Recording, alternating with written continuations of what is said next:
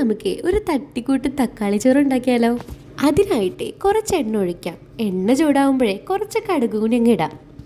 കടുകിൻ്റെ പൊട്ടിത്തേറിയൊക്കെ ഒന്ന് കഴിയോട് കൂടിയിട്ടേ നമുക്ക് കുറച്ച് സബോളയും കുറച്ച് കറിവേപ്പിലും കൂടി ഇടാം.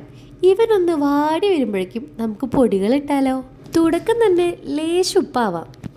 പിന്നീട് അങ്ങോട്ട് മഞ്ഞൾ, മല്ലി, കുരുമുളക്, മുളക് പൊടി, ഗരം മസാല. എന്താ അല്ലേ, ഇവരൊക്കെ ഒന്ന് സെറ്റായി വരുമ്പോഴേക്കും നമ്മുടെ മെയിൻ ഐറ്റമായ തക്കാളി ചേർക്കണ്ടേ?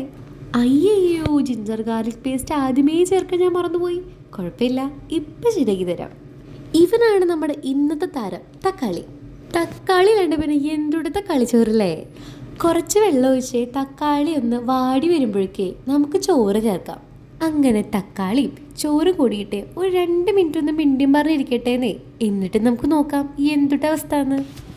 ആഹാ, തക്കാളി ചോറും തമ്മിൽ മിണ്ടിയും പറഞ്ഞിരിക്കേണ്ട ഇടയിൽ തല്ലൂടി പിരിയുന്ന കേട്ടോ ഞാൻ വിചാരിച്ചേ. അന്ന് ഇവർ കൊള്ളാലോ, സംഭവം കിടക്കിയുണ്ട്. അപ്പോൾ ശരി, ഇനി അടുത്തൊരു വീഡിയോയിൽ കാണുന്നവരേക്കും ബൈ ബൈ.